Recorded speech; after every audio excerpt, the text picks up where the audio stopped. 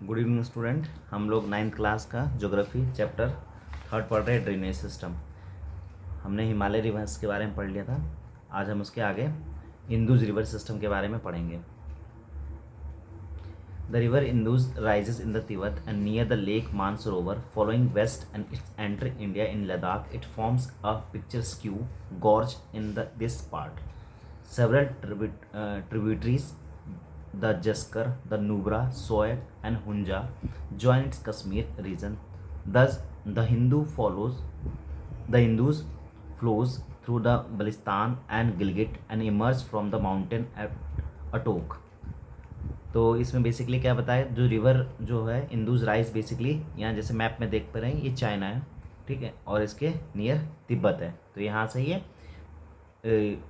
जो मानसरोवर है, जिसे हम कैलाश पर्वत भी जहाँ पे है वो उसी को मानसरोवर वहीं उस प्लेस को ही कहते हैं। तो वहाँ से बेसिकली ये क्या निकलता है, ओरिजिन है वहाँ से, ठीक है, इंदुज नदी का। और इंदुज नदी जो है वो लद्दाख में एंटर करता है, ठीक है, जम्मू कश्मीर है, यानी कि भारत में अगर कोई पूछेगा तो लद्दाख में एंटर करता है। उसके कुछ ट्रिब्यूटरीज भी हैं उससे पहले। इंदुज नदी की यहीं से ट्रिब्यूटरीज है, जिसमें जैसे जस्कर हो गया, न्यूब्रा हो गया, सोएक हो गया, हुंजा हो गया, और फिर ये कश्मीर रीजन में ज्वाइन करता है। Indus flows through the Baltistan and Gilgit emerge mountains Attock. फिर ये क्या कहते हैं, गिलगिट जो पाकिस्तान में है, ठीक है, यहाँ आ जाता है।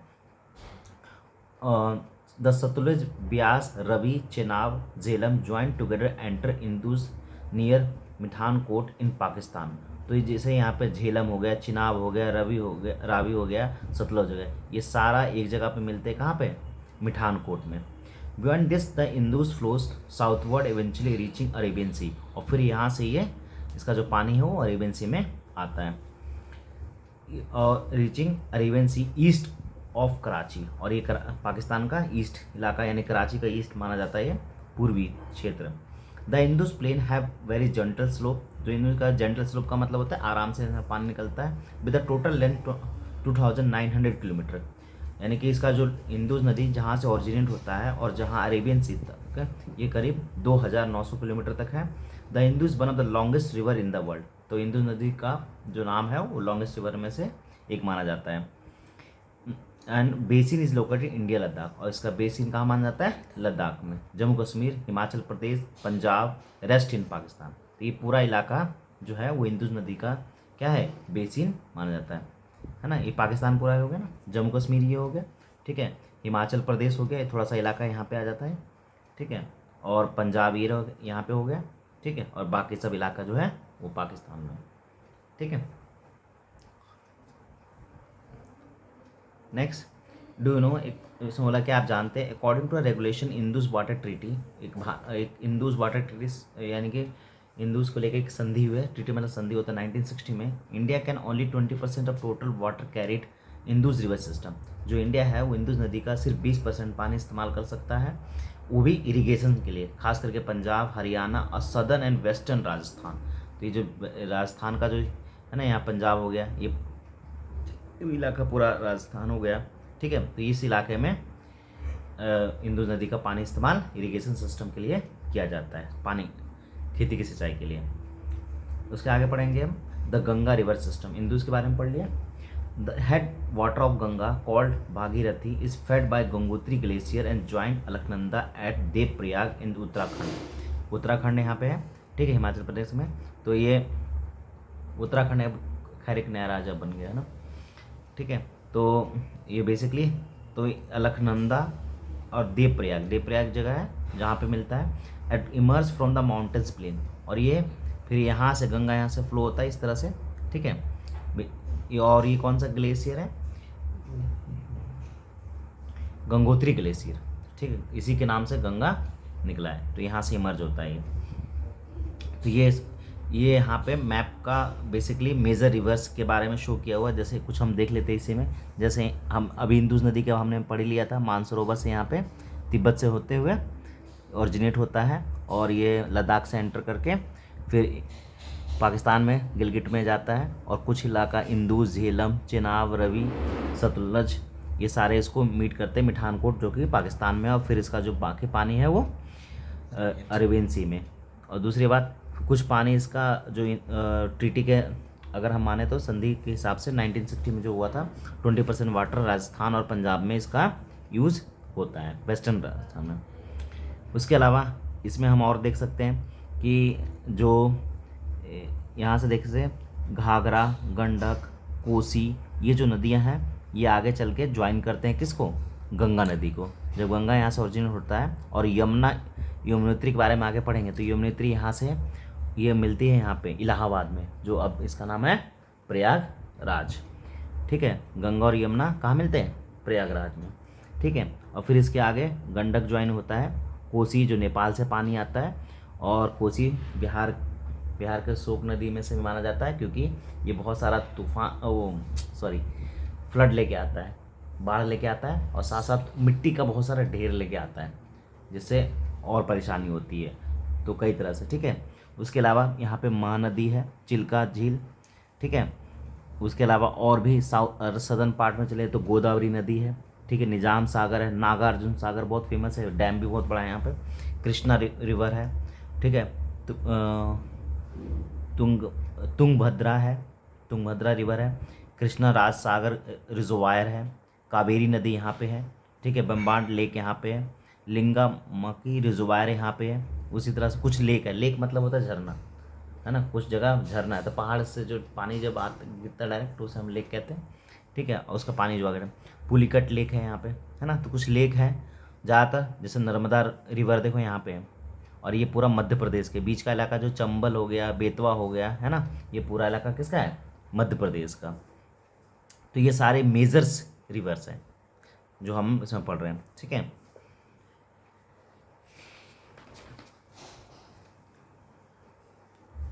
नेक्स्ट थोड़ा सा और देखते हैं। The Ganga join many tributaries such as Himalayas. अभी मैंने बताया था गंगा जो ज्वाइन करता है जो ट्रिब्यूटरीज है, और जैसे गंडक हो गया, घाघर हो गया, कोसी हो गया, उनको few of the being major such as Yamuna, Ghaghara, Gandak, Kosi. The river Yamuna rises from Yamunotri glacier. तो जो यमुना है यमुनोत्री से, गंगा है गंगोत्री से, दोनों ग्लेशियर वहीं हिमालय से निकलते हैं। If it flows parallel to the Ganga and right bank tributaries meet Ganga at Allahabad. मैंने बताया था प्रयागराज में मिलता है, और ये पैरेलल है, पैरेलल का मतलब आमने सामने, और फिर एक जगह मिलते हैं प्रयागराज में। The Ghaghara, Gandak, Kosi rise in Nepal. जो घाघरा हो गया, गंडक हो गया, कोसी हो गया, ये नेपाल से निकलता है, नेपाल के हिमालय से। They are river which flood parts of northern plains every year. और उसके कारण हर साल यहाँ पे क्या होता है, एक तो गंगा का पानी पहले से बिहार में आ रहा है, ऊपर से नेपाल का पानी जो आता है वो सारा क्या लेके आता है, इतना ज़्यादा पानी जो है तो बाढ़ आ जाता है बारिश के कारण, तो बहुत बाढ़ आता है। और यहाँ पे वाइड स्प्रेड डैमेज लाइफ, बहुत प्रॉपर्टी को नुकसान पहुँचाते हैं। ठीक है, इनरिच सॉइल, जो सॉइल इरोजन होता है, मतलब जो फर्टाइल सॉइल होता है, उपजाऊ होता है, उस मिट्टी को कटाव हो जाता है सॉइल इरोजन के कारण। एग्रीकल्चर यूज, हालांकि वो जाता है तो कुछ फर्टाइल भी होता है, दोनों होता है, एक तरह से इरोजन भी होता है, अच्छा सॉइल जाता है फिर वापस भी आता है ना। The main tributary which comes from peninsular upland and Chambal, Betwa, Son. मैंने बताया था ये पूरा मध्य प्रदेश में है ना। The rise of semi arid areas have shorter course, do not carry much water them. अब सबको पता है कि पेनिसुलर जो होता है छोटी छोटी पहाड़ियों से निकलता है, तो उसमें पानी नहीं होता, वो डिपेंड करता है रेन के ऊपर, रेन में या थोड़ा बहुत कभी बारिश के टाइम में नदी से जो पानी आ गया उसके ऊपर डिपेंड करता है ना। इसलिए find out how the they ultimately join the Ganga. फिर इसमें बताया कि किस तरह से वो ज्वाइन करता है मेन रिवर को। हाँ, मतलब और भी नदियाँ उसके साथ आती हैं। अब डू यू नो एक और है, तो गवर्नमेंट ने एक प्रोग्राम शुरू किया था 2014 में, हालांकि ये नाम नया दिया, इससे पहले भी ये इसमें कोई माला करके नाम याद आ रहा है मुझे, ठीक है, कुछ ऐसे ही इसका ये जो नाम है नामी गंगा के प्रोग्राम 2014 में फिर से इसको दूसरा नाम देके इसको प्रोजेक्ट को लॉन्च किया गया था। ठीक है, integrated conservation mission approved flagship programme. Union government June 2014 complete twin objective effective abatement of pollution, ताकि अब जब जैसे सारी नदियां हैं जो आपस में जुड़ जाएंगे तो उससे क्या होगा, पोल्यूशन एक तो कमी होगा, पानी साफ हो जाएगा, फिर खेती की सिंचाई के लिए उसमें यूज़ होगा, तो बहुत सारे फ़ायदे हैं। ठीक है, हालांकि ये प्रोजेक्ट अभी बहुत शुरुआती लेवल पे, स्टार्टिंग लेवल पे। In large with the water and right left bank tributary the Ganges flow eastward till Farakka in West Bengal. तो जो ये जो गंगा है वो लास्ट में अगर मैप में देखें तो यहाँ पे है ना, बंगाल के यहाँ पे फरक्का में जो मतलब फरक्का इसका लास्ट पॉइंट है, गंगा बहती है, उसके बाद सीधा कहाँ मिल जाती है, ये सीधा फिर बांग्लादेश में चला जाता है ये, है ना, गंगा यहाँ से आ रही है ना, फिर ये बांग्लादेश में एंटर कर जाता है और फिर ये आगे फ्लो कर देता है, ब्रह्मपुत्र नदी में मिल जाता है। तो कुछ पानी तो इसका गिरेगा ना, कुछ पानी तो यहाँ पर गिरता ही है और ये आगे भी फ्लो कर जाए, क्योंकि वहाँ पे क्या है, जमीन नीचे है ना, इस वजह से।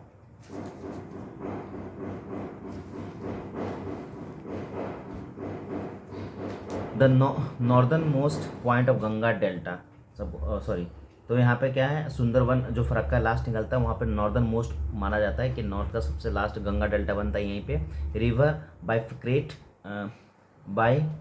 बाइफ्रिकेट्स and Bhagirathi Hooghly distributary flows southwards through the deltaic plains and bay of Bengal. The main stream flows southwards and into the Bangladesh and join Brahmaputra. ठीक है, फिर वो मैंने बताया था बांग्लादेश करके फिर ब्रह्मपुत्र में ज्वाइन करता है। Further down stream known as मेघना, है ना, फिर और नीचे आता है उसका नाम चेंज होता है, क्या नाम चेंज होता है, मेघना। This might river the waters from the Ganga and Brahmaputra flows into bay of Bengal, फिर वो वापस बे ऑफ बंगाल में गिरता है। Delta form this rivers is called Sundarban delta. तो ये सुंदरबन डेल्टा यहीं से बनता है। डू यू नो एक और है, क्या आप जानते हैं, the Sundarban delta derive from the name of Sundari tree. ये सुंदरबन डेल्टा जो है उसके सुंदर, वहाँ पे एक ट्री का नाम है सुंदरी, उस पेड़ के नाम की वजह से। Which grows well Marsh land. Marsh land क्या होता है, दलदली इलाका जहाँ पे हमेशा पानी रहता है। तो पानी क्या होता है, वाटर का एक लेवल है, उसके बाद वो पानी सूख नहीं पाता तो वो दलदली बन जाता है ना। पानी जब जहाँ नहीं सूख पाएगा वहाँ पे क्या होगा, वहाँ पे दलदली बन जाएगा। तो वो मार्श लैंड में ये पेड़ बहुत उगता है, ग्रो होता है। It world largest fastest growing delta, it also home royal of Bengal tiger. और यहाँ पे सबसे ज़्यादा बंगाल टाइगर पाए जाते हैं। ठीक है, बंगाल टाइगर कैसे होते हैं, वाइट कलर के, उनकी पहचान है बंगाल टाइगर की। The length of Ganga is over 2500 kilometre. तो जो ये अभी हमने इंदुज नदी के बारे में पढ़ा था, 2900 किलोमीटर है, और जो गंगा है उसका लेंथ कितना है, 2500 kilometre. Look at a picture 3.4. Can you identify the type of drainage pattern formed Ganga river system? Ambala is located water divided between Indus and Ganga. Ambala एक जगह है जो हरियाणा में पड़ता है, अम्बाला कैंट है ना, अम्बाला एक जगह है हरियाणा में और पंजाब के बीच में। ठीक है, तो वहाँ पे क्या है, इंदुज गंगा वहाँ पे क्या है, इसके बीच में है। The plains of Ambala Sundarban stretch nearly 18 kilometre. तो अम्बाला जहाँ पे सुंदरबन वहाँ भी है 18 kilometre, but falls slope hardly 300, पर जो स्लोपिंग है वो 300 मीटर ही है, ज़्यादा नहीं है। लेंथ में तो लंबा है लेकिन स्लोप में बहुत कम है। इन अदर वर्ड्स हम दूसरे शब्दों में कह सकते हैं, there is a fall just 1 metre of every 6 kilometre. There is river develop large meanders. Meander मतलब कि थोड़ा दूर बनता है उसके बाद फिर मुड़ जाता है, थोड़ा दूर बनता है फिर उसके बाद मुड़ जाता है। मेंडर्स बताया था ना, जो नदियाँ मुड़ जाती हैं, ये मेंडर्स हैं, है ना। देखो यहाँ पे क्या हुआ, थोड़ा सा सीधा आया फिर मुड़ गया, तो इसकी वजह से ये प्रॉपर डेल्टा नहीं बन पाता है, क्योंकि डेल्टा का मतलब क्या होगा, सब जगह से पानी आकर इकट्ठा हो जाना होगा फिर, और फिर सीधा बहना, तभी तो डेल्टा बन पाएगा। और मुड़ जाएगा तो फिर वो दिक्कत होता है। तो जस्ट 1 मीटर, एक ही मीटर, फिर 1 मीटर के बाद वो फिर 6 किलोमीटर तक सीधा रहता है, फिर मुड़ जाता है ऐसे करके। ठीक है, तो ये कुछ गंगा के बारे में और थोड़ा सा डिटेल बताया था, अम्बाला के, है ना। Ambala to Sundarban stretch 1800 kilometre, नहीं अम्बाला टू सुंदरबन। अच्छा, तो ये अम्बाला से चल के आ रहा है, अम्बाला यानी कि हरियाणा से, ये पंजाब से, मतलब यहाँ से चल के इधर से कोई नदी जुड़ता होगा, यहाँ से लेकर पूरा सुंदरबन तो यहाँ पे फरक्का लास्ट है।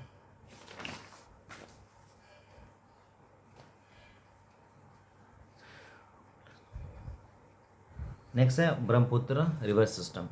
ब्रह्मपुत्र राइजेज इन तिब्बत, अभी हमने पढ़ लिया। ये ब्रह्मपुत्र जो नदी है ना, ये भी कहाँ से है, ये भी तिब्बत से आता है। ये इसको सांगपो कहते हैं। ये सांगपो रिवर है ना, देखो यहाँ से आ रहा है, फिर यहाँ से ब्रह्मपुत्र में आ रहा है। ठीक है, यहाँ से, है ना। ये धांग रिवर है, ठीक है, यहाँ से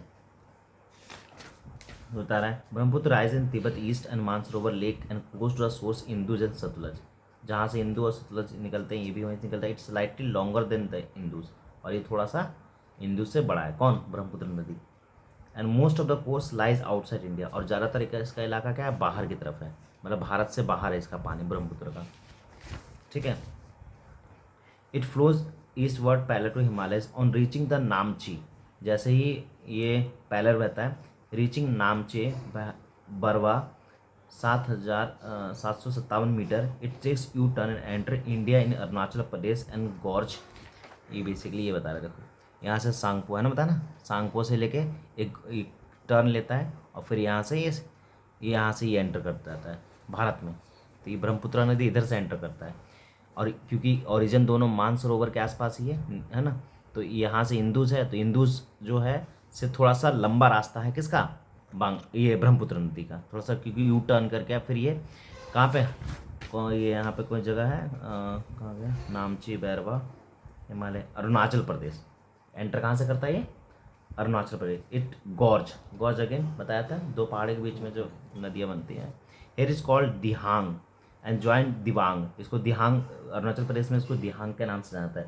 देखो क्वेश्चन जो ना बहुत सारे आते हैं इसे एमसीक्यू टाइप में, कि अरुणाचल प्रदेश में ब्रह्मपुत्र नदी का नाम क्या होगा, ऐसे प्रश्न आते हैं, तो ये तुम्हें याद रखना होगा, ठीक है। Dihang, called Dihang and joint by the Dibang.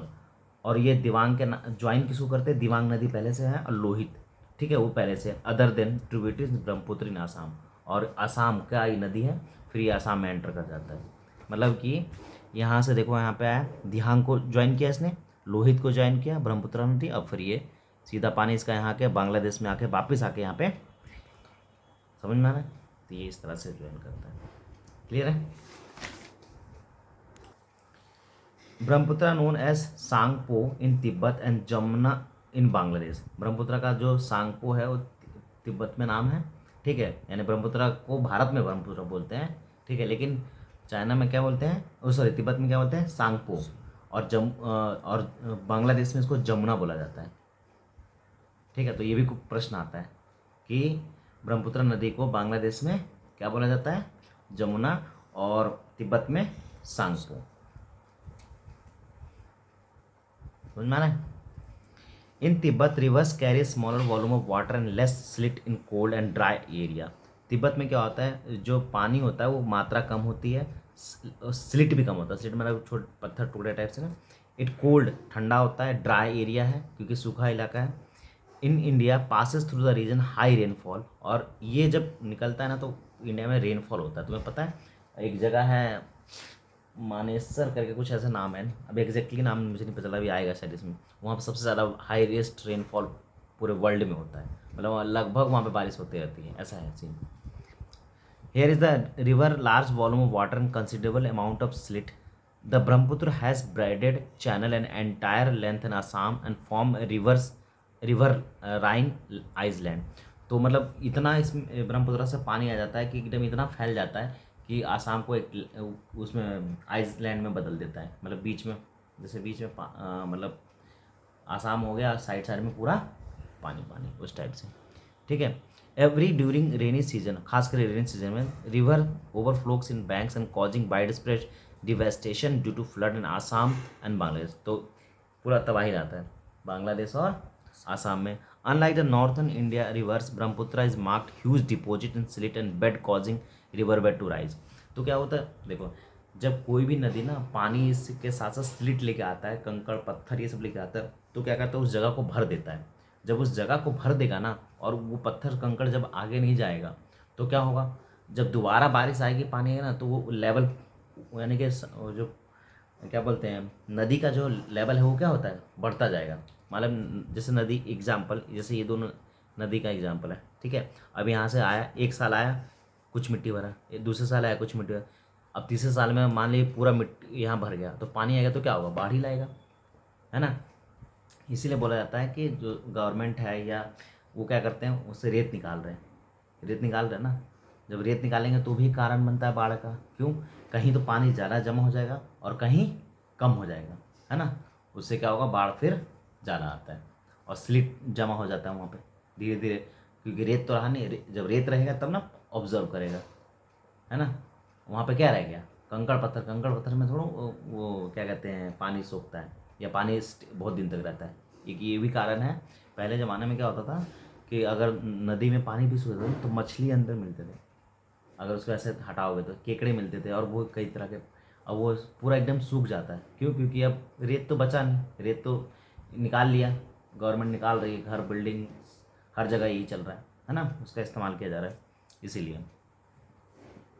तो ये इसके कारण जो bed bed slit of on it's bed, मतलब कि एक कंकड़ पत्थर का वो बनते जा रहा है, बेड की तरह बिस्ता हो जा रहा है, और जिससे नदी का जो लेवल है राइज हो जाता है और बाढ़ आने से और ज़्यादा नुकसान हो रहा है पहले के मुकाबले। बाढ़ पहले भी आता था, नुकसान पहले भी होता था, पर इतना नहीं होता था जितना अब होता है। पहले बहुत होता था, हार्डली इतने तक आया पानी, खेतों तो में थोड़ा बताया सूख जाता था, है ना, लेकिन अब ऐसा नहीं होता है।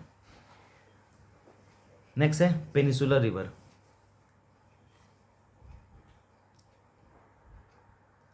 तो नेक्स्ट टॉपिक हम कल पढ़ेंगे।